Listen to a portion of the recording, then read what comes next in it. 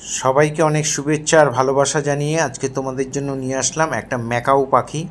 কেমন করে আঁকবে ভিডিওটা প্রথম থেকে শেষ পর্যন্ত দেখার জন্য অনুরোধ রইল। দেখো, প্রথমে পাখির মাথাটা আঁকছি। এখানে ঠোঁটের অংশটা এঁকে ঠোঁটটাকে এঁকে দিলাম। এবার ঠোঁটের নিচের অংশটা এঁকে দিলাম।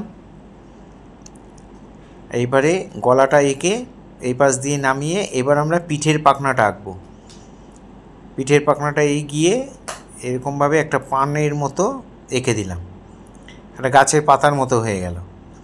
এখানে এবার আমরা পাখনার দাগগুলো দিয়ে দিচ্ছি। ভাঁজগুলো কেমন করে দিচ্ছে একটু দেখো। ভিডিওটা প্রথম থেকে শেষ পর্যন্ত দেখার জন্য অনুরোধ রইল। খুব মন দিয়ে দেখো, তাহলে তোমরা অনায়াসেই করতে পারবে। এইবার এই পাশে পাখনাগুলোকে টেনে দিচ্ছি। পিঠের পাখনাটা হয়ে গেল। এখান থেকে আরও দুটো পাখনা এই দিক দিয়ে বড় করে দিলাম।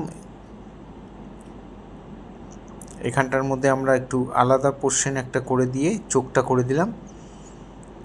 এখানে পা করে দিলাম, পায়ের আঙ্গুলটা করে এখান দিয়ে একটা গাছের ডালের মধ্যে বসে আছে, গাছের ডালটাকে এঁকে দিলাম।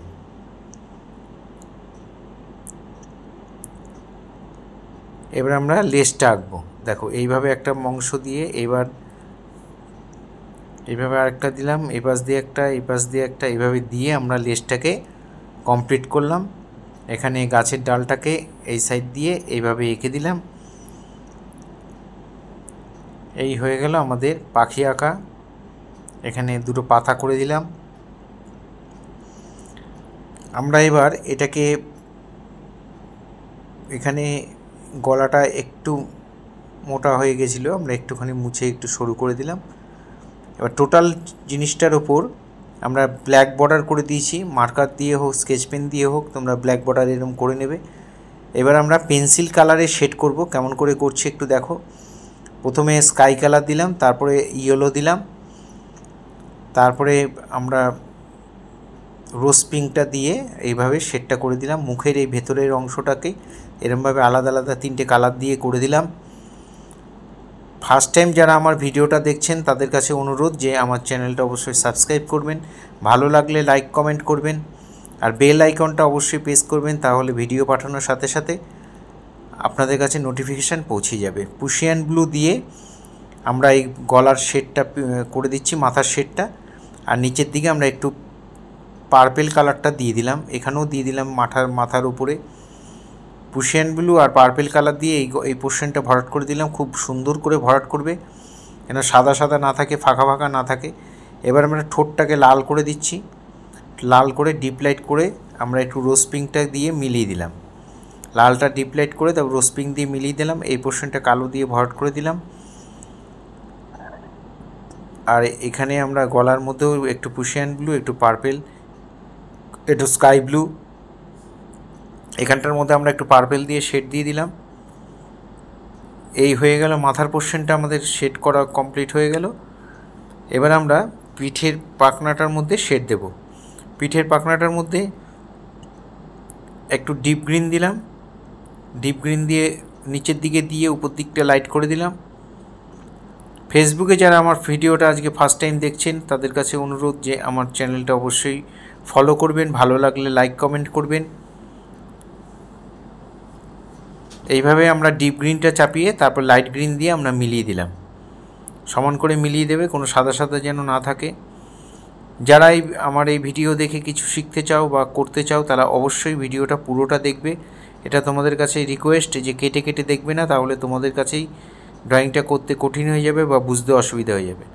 খুব মন দিয়ে দেখো, খুব সহজ করে খুব সুন্দর করে এই পাখিটাকে করা হয়েছে। এবার আমরা একটা পার্পেল কালারটা দিয়ে দিলাম, ডিপ ভায়োলেট যেটা, এটা দিয়ে আমরা শেড করে দিচ্ছি। এবার উপরের দিকে আমরা একটু স্কাই ব্লু দিয়ে শেড করে দিলাম। এই টোটাল পাখনাটা আমরা এই কালার দিয়ে ভরাট করে দিচ্ছি। এবার তার নিচের পোর্শনে আমরা এটা লাল দিয়ে ডিপলাইট করে দিলাম। একটা গ্যাপে একটা লাল দিয়ে ডিপলাইট করে দেবে।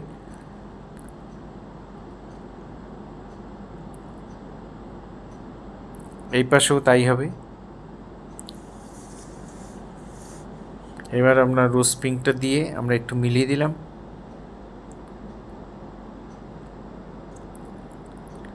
এখানে আমরা একটু কোবাল্ট ব্লু কোবাল্ট ব্লুটা দিয়ে নিচ্ছি। এখানে পরপর দুটো লাল হয়ে গেছিলো, ওই জন্য আমরা কোবাল্ট ব্লুটা চাপিয়ে দিলাম। এখানে একটু পুশিয়ান ব্লু দিয়ে শেড দিচ্ছি, তারপরে স্কাই ব্লু দিয়ে আমরা মিলিয়ে দিচ্ছি।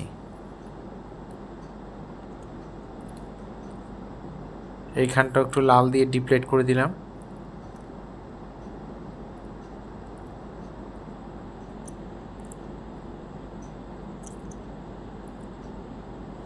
এখানটা একটু ব্লু দিয়ে কোবাল্ট ব্লু দিয়ে ডিপ্লেট করে দিলাম, শেড করে দিলাম। এই পাখনাটা আমরা লাল দিয়ে দিচ্ছি, লাল দিয়ে একটু রোস্পিং দিয়ে মিলিয়ে দেবে। এটা হয়ে গেল বডির পোর্শনটা। এই পোর্শনটা এই দিকে যে পাখনাটা রয়েছে সেটা আমরা ডিপ গ্রিন আর লাইট গ্রিন দিয়ে দিলাম। আর একটা অংশে ডিপ গ্রিন আর একটু ইয়েলো দিয়ে মিলিয়ে দিলাম। লেজের এই অংশটাকে কালো দিয়ে ভরাট করে দিলাম। দেখো এই অংশটা আমরা কালো দিয়ে ভরাট করে দিলাম।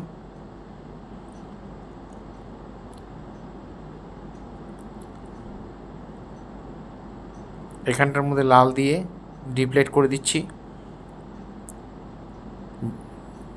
যারা আমার ভিডিও প্রতিনিয়ত দেখো তাদের সবাইকে অনেক অনেক শুভেচ্ছা, তাদের সবার জন্য অনেক শুভকামনা রইল।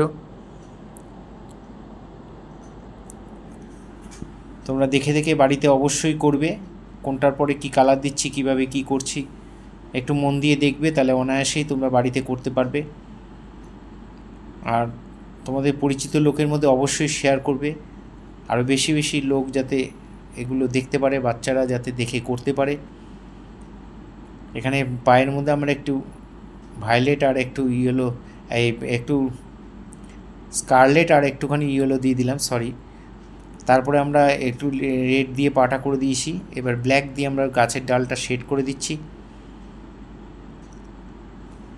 পেন্সিলটা এভাবে চেপে ধরে পেন্সিলটা ব্ল্যাক পেন্সিল দিয়ে এভাবে ডিপ্লেট করে দেবে। আর এই বাকি অংশটা আমরা ব্রাউন দিয়ে বানসাইনা দিয়ে ভরাট করে দিচ্ছি। আমার শেখানো যদি তোমাদের ভালো লাগে, আমার আঁকা যদি তোমাদের ভালো লাগে, অবশ্যই কমেন্ট করবে। কমেন্ট করলে আমারও ভালো লাগবে। এভাবে ব্রাউন দিয়ে আমরা ব্ল্যাক আর ব্রাউন দিয়ে গাছের ডালটাকে সমান করে ভরাট করে দিলাম।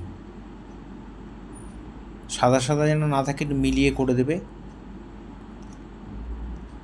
এপাশে একটু ব্ল্যাক দিয়ে শেড দিয়েছি।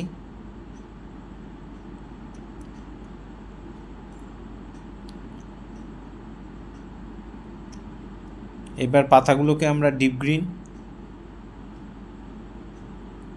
গ্রিন দিয়ে ডিপ্লেট করে দিলাম, শেড দিয়ে দিলাম, আর ইয়েলো দিয়ে মিলিয়ে দিচ্ছি। ইয়েলো দিয়ে বাকি যে ফাঁকা জায়গাটা সেখানটা আমরা ইয়েলো দিয়ে দিলাম। এভাবে আমরা পাতাগুলোকে শেড করে দিলাম। এবার আমরা স্কেচ পেন বা মার্কার পেন দিয়ে এই পাখির চোখটাকে করে দিলাম, আর এই পাখনাগুলোর মধ্যে আমরা দাগ দিয়ে দিচ্ছি। এর মাঝখানে দিয়ে পাখনাগুলোর ভাঁজগুলো একটু লম্বা লম্বা করে টেনে দিলাম, এখান দিয়ে দুটো দুটো করে দাগ দিয়ে দিলাম। এখানে এই পাখনাগুলোর মধ্যে আমরা একটু টেনে দিচ্ছি। ব্ল্যাক পেন্সিল, স্কেচ পেন বা মার্কার দিয়ে এভাবে করে দিতে পারো, দেখতে খুব ভালো লাগবে। লেজের মধ্যে আমরা একটু পাখনার এই দাগগুলো দিয়ে দিলাম।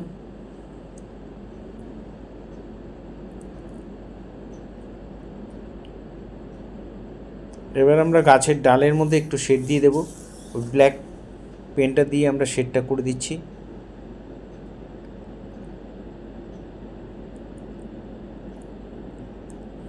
এইভাবে তোমরা আমার সাথে থাকবে, পাশে থাকবে, আবার ভিডিও দেখে দেখে অবশ্যই বাড়িতে করবে। আর ভালো লাগলে অবশ্যই কমেন্ট করবে। সবাইকে আবার অনেক শুভেচ্ছা, অনেক অভিনন্দন, অনেক ভালোবাসা জানিয়ে আজকে এইভাবে এখানেই শেষ করছি। তোমরা ভালো থেকো, সবাই আমার পাশে থেকো। তোমাদের জন্য অনেক শুভেচ্ছা, অনেক শুভকামনা রইল।